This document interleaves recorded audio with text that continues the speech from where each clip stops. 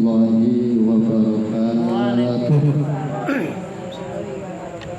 Alhamdulillahirabbil alamin wassalatu wassalamu ala asyrofil anbiya'i wal mursalin wa ala alihi wa sahbihi ajma'in. Rabbi shrah li sadri wa yassir li amri wahlul 'uqdatam min lisani yafqahu qawli. Allahumma salli ala sayyidina Muhammad al-Fatih lima ughliqa wal khatim lima sabaq nasiril haqqi bil haqqi wal hadi ila siratikal mustaqim wa ala alihi haqqa qadrihi wa miqdarihi al-azim wa radiyallahu an shaykhina Abil Abbas Sayyidina Syekh Ahmad bin Muhammad At-Tijani radhiyallahu anhu. Kita juga baca Fatihah kepada muallif kitab ini, kitab Al-Anwarus Saniyah fil Ahadits Nabawiyah, yang ditulis oleh Syekh Yusuf bin Ibrahim Al-Masyhur di Baqawi At-Tijani, halaman 23. Ya. Bismillahirrahmanirrahim. Al-hadits as-sabi'u silatul rahimi wa husnul khuluqi wa husnul jiwari. Hadis yang ketujuh.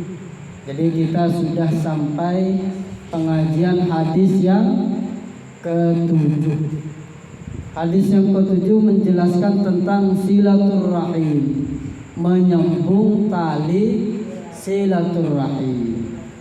Kemudian wa husnul khuluq, berbudi pekerti yang baik, berakhlak yang baik. Wa husnul jiwar, dan berbaik kepada tetangga. Jadi ada tiga di sini. Apa? Yang pertama silaturrahim, wa husnul khuluq, akhlak yang baik, dan yang ketiga adalah bertetangga yang baik atau berbuat baik kepada tetangga. Qala Rasulullah sallallahu alaihi wasallam. Rasulullah sallallahu alaihi wasallam, nabi kita, teladan kita, dan yang menyelamatkan kita nanti, yang memberikan syafaat nanti di hari kiamat, di yaumil qiyamah, yaitu baginda Nabi Muhammad sallallahu alaihi wasallam. Di akhirat nanti beliau yang memberikan syafaat kepada kita. Rasulullah bersabda, sabdanya Nabi, silaturrahim, adapun bersilaturrahim, wa husnul khuluqi, dan husnul khuluq, berperangai yang baik, berakhlak yang baik, wa husnul jiwar, dan bertetangga yang baik, berbuat baik kepada tetangga itu, kata Nabi, yu'ammirnad diyarah. Semua itu silaturrahim, akhlakul karimah, husnul khuluq, berbuat akhlaknya yang baik atau berakhlak yang baik, berbuat baik kepada tetangga, damai dengan tetangga, tidak nyakitin tetangga. Kata Nabi itu yu'ammirnad diyarah, dapat memakmurkan negeri. Kalau di suatu desa berarti dapat memakmurkan desa. Kalau dikerjakan di kampung, maka hal itu dapat memakmurkan perkampungan. Kalau di rumah dapat memakmurkan rumah. Kalau di rumah itu anaknya berbuat baik, husnul khuluq, menjaga adab sama orang tua, ucapannya dijaga, orang tua juga ngedidik dengan pendidikan yang baik, dijauhkan dari ucapan-ucapan yang kotor. Karena sekarang, mohon maaf ibu ya, sekarang ini pada anak sekolah masih SD kelas 3 ke atas itu sudah, kalau enggak kita jaga, omongannya itu sembarangan. Bahasanya sudah bahasa binatang, bukan bahasanya pelajar. Maka hal ini jangan kemudian dipasrahkan kepada guru yang ada di sekolah. Itu bukan tugasnya guru. Yang paling penting itu pendidikan dimulai dari mana? Dari rumah. Orang tua juga kalau ngobrol, kalau berbicara, pembicaranya harus dijaga. Kalau orang tuanya ngomongnya kasar, anaknya disuruh ngomong yang halus, susah, nggak bisa. Karena orang tua itu Karena anak itu mencontoh orang tua. Jangan hanya menyalahkan gurunya, ini sama gurunya nggak diajar apa? Kagak. Yang namanya guru itu pasti ngajarin yang benar. Tapi kadang lewat HP, lewat lewat game dan semacamnya, bahasanya bahasa kasar. Padahal kata Nabi Muhammad, orang yang bersilaturahim wa husnul khuluqi, dan yang baik akhlaknya, juga orang yang berbaik kepada tetangganya dapat memakmurkan sebuah negeri. Kalau ini seumpama seluruh bangsa Indonesia ini berbuat demikian, saling bersilaturahim, saling berakhlakul karimah, dijaga kata-katanya, enggak nyakitin tetangga, enggak nyakitin sahabat-sahabatnya, teman-temannya, teman kerjanya, teman sekolahnya, enggak pernah dibully, maka akan memakmurkan sebuah negeri. Itu kalau negeri. Kalau di suatu kampung maka memakmurkan perkampungan. Kalau di desa maka desanya akan makmur. Ini yang bilang siapa? Nabi kita, Nabi Muhammad sallallahu alaihi wasallam. Yang kedua kata Nabi Muhammad, kalau tiga ini dikerjakan, orang saling menyambung tali silaturahim, saling berakhlakul karimah, saling berbuat baik kepada tetangganya, wa yazidna fil a'mari, dapat memperpanjang usia. Jadi yang dapat memperpanjangkan usia, yang dapat memakmurkan sebuah negeri, memakmurkan sebuah desa, memakmurkan perkampungan, ada tiga hal. Apa? Silaturahim, akhlak yang baik, menjaga atau berbuat baik kepada tetangga. Jadi kita bertetangga itu apa? Sebisa mungkin jangan sampai nyakitin tetangga, karena kalau meninggal bukan orang lain yang datang duluan, pasti yang dengar duluan siapa? Tetangga. Dan orang ketika meninggal emang bisa dikubur sendiri, emang bisa mandi sendiri, emang bisa disolatin sendiri? Kagak. Semuanya butuh yang membantu, butuh makanya berbuat baiklah kepada sesama tetangga agar hidupnya makmur, usianya dipanjangkan di dalam kebaikan. Yang ngucap ini siapa? Nabi kita, Nabi Muhammad sallallahu alaihi wasallam. Itu kata Nabi.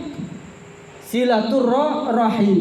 Ar-Rahim dalam bahasa Arabnya apa? Rahim. Humul aqarib, kerabat. Jadi kerabat kita, ibu, family kita, baik yang jauh, bahkan di sini wa inna'at bihimud daru wa bu'idatil musafat. Bahkan walaupun perjalanannya jauh, kalau kita punya saudara, punya family, itu sebisa mungkin disambangin, kata orang Jawa itu, disilaturrahimin, bersilaturrahim atau bersilaturrahmi kepada kerabat kita, family kita, paman kita, kakek kita, sepupu kita, dua pupu dan selanjutnya. Orang yang bisa menyambung tali silaturahim itu insya Allah dimakmurkan, makmur usianya, makmur rezekinya. Pengen ya ini kerjain, Nabi sudah ngasih, cuman kitanya kadang yang nggak mau mengerjakan. Coba barokahnya silaturahim, sayang jauh-jauh dari Madura, Fitra dari sini dari Betawi, barokahnya kita kumpul, ada kopi, ini udah jelas nih, ya enggak? Apalagi kopinya manis kalau diminum. Alhamdulillah ini Bu. Ini bukti dimakmurkan oleh Allah, barokahnya bersilatur. Coba kalau orang nggak bersilaturahim, hidup di rumah mulu, kagak pernah keluar, nggak pernah tahu tetangganya seperti apa, nggak pernah tahu pohon seperti apa. Kira-kira orangnya ceria nggak? Enggak, pasti pusing. Bahkan bisa umurnya kagak panjang Ibu, mumet, sakit. Inilah barokahnya bersilaturahim. Paham? Kemudian kata beliau nih, syarah penjelasan daripada hadis tadi. Jadi ada hadis, kalau hadis itu kan masih umum Ibu. Kemudian hadis itu oleh ulama diperjelas secara detail. Ya, jadi ada judul, ada hadisnya, matan, kemudian dijelaskan, disyarahin maksud daripada hadis itu apa. Kata ulama dijelaskan kemudian wa taqunu silatu ala hasabi halatil wasili wal mausuli ilaihi. Jadi adanya silaturahim itu, kita bersilaturahim itu atas atau disesuaikan dengan keadaan al-wasil. Wasil itu orang yang bersilaturahim, dan wal mausuli ilaih, dan orang yang kita silaturahimi. Jadi ada yang bersilaturahim, ada yang menerima silaturahim. Yang bersilaturahim namanya al-wasil, orang yang disilaturahimin namanya al-mausul ilaih. Kata beliau ini silaturahim itu banyak. Silaturahim itu banyak. Maksudnya banyak gimana? Fataratan takunu bil mal. Silaturahim itu bisa juga kita disebut dengan silaturahim dengan apa? Bil mal, dengan harta. Seumpama kita punya tetangga atau punya keluarga yang jauh di sana, jauh beda negara. Umpama ada di Malaysia, kita mau ke sana, ya berapa coba kalau ke sana ongkosnya, ya kan? Kita punya saudara nih meninggal di sana, bisa bersilaturahim dengan harta kita. Kita ngirim duit dah, karena dia lagi berduka. Itu juga kata ulama disebut silatur, karena intinya ada komunikasi, ada hubungan, tidak hilang satu sama yang lain. Itu namanya silaturahim, tidak hilang. Karena ketika kita ngirim duit, pasti kan ada komunikasi, ya enggak? Kalau ada komunikasi itu berarti ada hubungan, enggak hilang hubungannya. Itu yang kata ulama. Wa taratan takunu bil khidmah. Silaturahim kalau memang kita tidak bisa dengan harta kita, bisa dengan khidmah, dengan memberikan pelayanan. Memberikan apa? Pelayanan yang terbaik. Anak atau kita punya saudara dia lagi bangun rumah, kita mau nyumbang gak punya duit, ya udah kita khidmah. Apa? Ya kita ngangkutin apanya, seminnya. Intinya kita ngebantu, melayani mereka. Berarti ini dengan apa? Yang kita silatur atau yang apa itu namanya sarana silaturahim yang kita perbuat itu atau yang kita gunakan itu adalah badan tenaga kita. Jadi bersilaturahim dengan tenaga khidmah. Ya, khidmah. Yang ketiga, wa taratan takunu biziarah. Ada juga silaturahim kalau kita tidak bisa dengan duit, tidak bisa dengan melayani, bisa dengan biziarah, dengan mengunjungi. Apalagi mengunjunginya tuh bisa, kalau mengunjungin itu bisa banyak berarti. Mengunjungin dengan apa? Kalau orang mengunjungin bisa juga dia bawa duit, bisa juga dia membantu. Intinya silaturahim itu bisa dilakukan dengan harta, dengan tenaga kita khidmah, dan juga dengan ziarah, menyembah menyambangi. Yang jauh kita samperin, itu namanya silaturahim. Yang kedua, wa husnul khuluq. Husnul khuluq itu artinya apa? Berperangai yang baik. Wa husnul jiwar, dan berbuat baik kepada tetangga. Bagaimana maksudnya? Kata ulama, maksud daripada berbuat baik kepada tetangga itu paling tidak tahammulu adzan nas. Ketika ada orang lain nyakitin tetangga kita, kita ini berada di garda terdepan. Berada di garda terdepan, menanggung beban atau apa?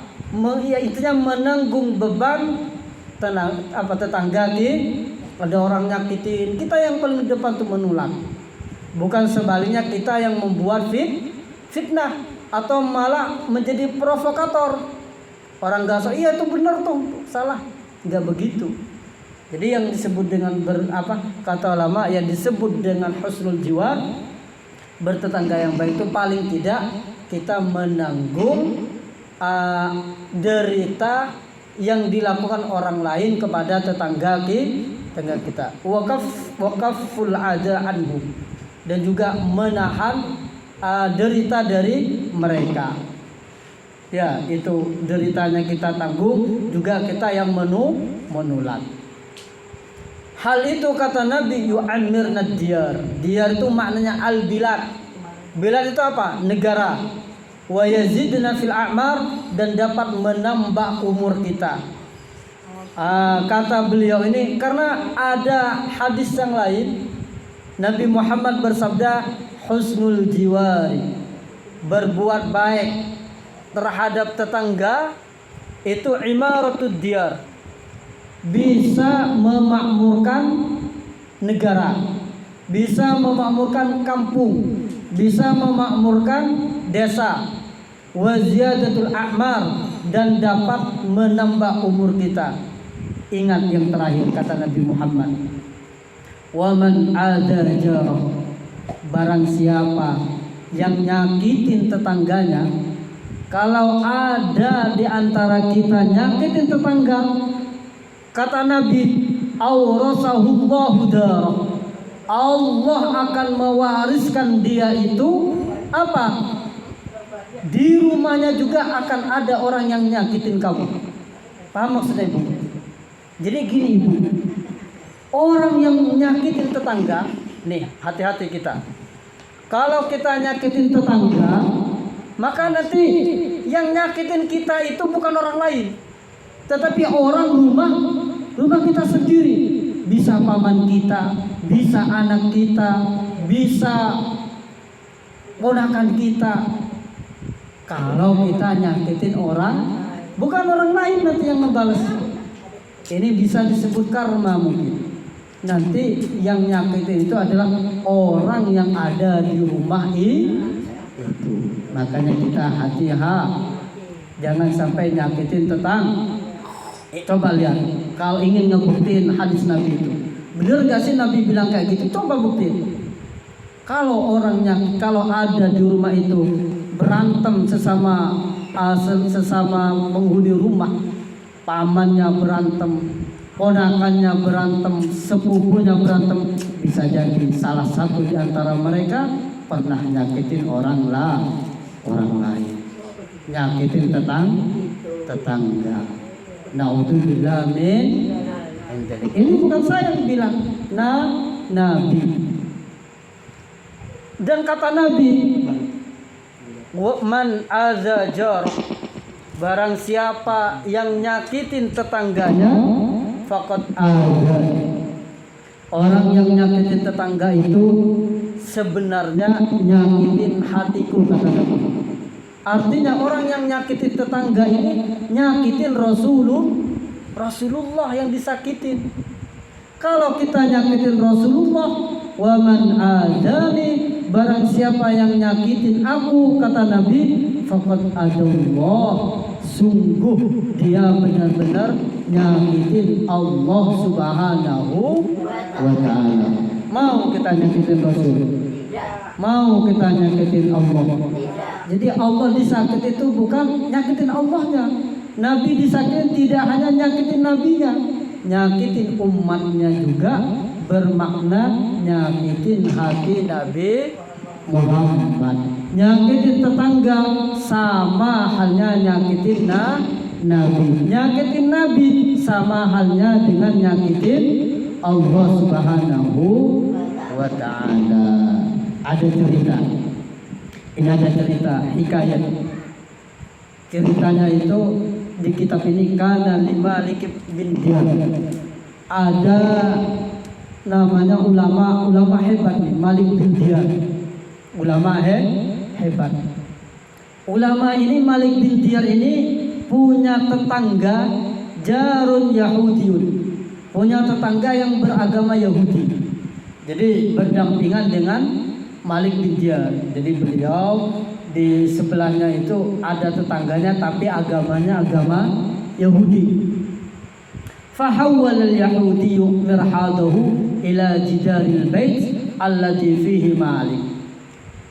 Orang Yahudi ini punya WC. WC itu punya toilet. Toilet itu yang tadinya nggak ngadep ke rumahnya Malik bin Diyar, kemudian dipalingkan ngadep ke rumahnya Malik bin Diyar. Tadi kan bisa jadi kan berhadap-hadapan, ngadepnya membelakangin rumah ini kemudian dirubah. Intinya tempat buang BAB itu ngadep ke rumahnya Malik bin Diyar. Wa kanal jidaru munhadima. Sedangkan tempat WC-nya itu mau roboh. Fakanat an-najasatu tadkhulu minhu. Karena WC-nya ini mau roboh, ya ini mungkin mau rusak. Akhirnya najis itu pasti masuk ke area rumahnya Malik bin Diyar. Jadi kotoran-kotoran BAB-nya itu ngalirnya kemana? Ke rumahnya. Saya tanya, yang namanya kotoran harum apa hayu? Iya. Apalagi kotoran ini. Jadi kotorannya itu akhirnya ngalirnya masuk ke rumahnya Malik bin Diyar. Dan hebatnya Malik bin Diyar, wa Malikun yunadziful bait fi kulli yaum. Sayyidina Malik bin Diyar dengan kesabarannya setiap hari rumahnya itu dibersihin. Tapi setiap hari juga rumahnya didatengin kotoran. Setelah habis datang kotoran dibersihin lagi. Walam yakul syai'an. Walam yakul syai'an wa aqama ala dzalika muddatan wa huwa sabirun alal adab. Dan beliau tidak pernah ngomong apa-apa. Coba. Hebat bukan? Kalau rumah kita diberakin paling gimana? Wah, ini orang sudah keluar dah kata-katanya. Ya enggak? Pasti kita ngedumel, marah. Itu kalau bisa marah. Bahkan kalau enggak bisa, apakah bisa lebih dari itu? Nah beliau ini sabar. Padahal kata musannif ini, kata kitab ini, wa aqama ala dzalika muddatan. Hal ini lama Ibu masanya. Lama kejadian ini, tidak sebentar orang Yahudi ngisengin ngusilin Sayyidina Malik bin Dinar rumahnya hingga mengalirlah kotoran kepada beliau. Tetapi beliau sabar. Fadhaqal yahudiyyu min kasrati sabrihi ala hadhil masyaqqah. Akhirnya orang Yahudi ini dokoh ini menjadi sempit sendiri atas kesabaran yang ditampakkan oleh Sayyidina Malik bin Dinar ala hadhil masyaqqah, atas masalah ini, atas masyaqqat ini. Ini kan sebenarnya perkara serius. Beliau dikencingin, BAB-nya ngalir ke rumahnya. Coba kalau kita mau makan ada BAB dan itu bau. Beliau sabar, nggak pernah ngomong apa-apa bahkan beliau. Akhirnya nyerah nih orang Yahudi itu. Faqala lahu, orang Yahudi berkata, nanyain kepada Imam Malik, "Hei Malik, Ya Malik, azaituka wa anta sabir. Saya ini kan sudah nyakitin kamu nih. Sudah berak di rumah kamu. WC saya alirannya dialirkan ke rumahmu. Tetapi engkau malahan sabar banget. Kagak pernah ngomong jelek ke saya. Tidak pernah ngata-ngatain aku, kata beliau. Kata Yahudinya. Walam tukhbirni, dan engkau tidak pernah bercerita tentangku. Tidak pernah menyebarkan keburukanku pada orang lain. Faqala lahu apa? Kemudian kata Sayyidina Malik bin Dinar, beliau mengutip sabdanya Rasulullah sallallahu alaihi wasallam. Faqala lahu, apa jawabannya ketika ditanya, wahai Malik, kenapa engkau sabar banget sedangkan saya nyakitin dirimu, saya kasih kotoran di hadapanmu, di rumahmu? Maka jawabannya beliau, karena Rasulullah pernah bersabda, kata beliau, apa? Mazala Jibrilu yusini biljar. Kata beliau, malaikat Jibril itu hampir saja memberikan nasihat kepadaku. Kata Rasulullah, malaikat Jibril itu hampir saja memberikan nasihat kepadaku terhadap atau tentang tetangga. Hatta zonantu, hingga aku menyangka, kata Nabi, annahu sayuwarrisuhu, bahwasanya malaikat Jibril itu akan memberikan warisan, atau mengatakan bahwa seakan-akan, atau menyangka Nabi itu bahwa tetangga itu akan mendapati warisan. Padahal yang namanya tetangga itu tidak dapat warisan dari orang lain. Ya enggak? Ini saking dari perhatiannya Nabi kepada tetangga. Jangan sampai kita nyakitin tetangga. Mendengar ucapan Malik bin Dinar, fanadimal yahudiyu, maka orang Yahudi tadi itu akhirnya nadimah itu menyesal atas perbuatannya. Kenapa saya ini nyakitin kamu? Ternyata Rasulullah itu menganjurkan kepada umatnya itu untuk berbuat baik kepada tetangga. Wa aslamah wa hasuna islamu. Barokahnya sabar, akhirnya orang Yahudi ini masuk Islam. Jadi masuk Islamnya itu barokahnya sabar. Ya, barokahnya sabar. Sama juga kalau kita bisa sabar, disakitin teman, disakitin tetangga, disakitin orang lain, jangan dibalas. Salah ada ungkapan mengatakan, kamu berbuat baik, saya juga berbuat baik. Kamu berbuat jahat, saya juga lebih jahat. Nah, ini bukan akhlaknya Nabi. Ya enggak? Bukan akhlaknya Kalau akhlaknya Nabi, kita wajib berbuat baik. Kalau kita disakitin, sabar, kagak membalas keburukannya.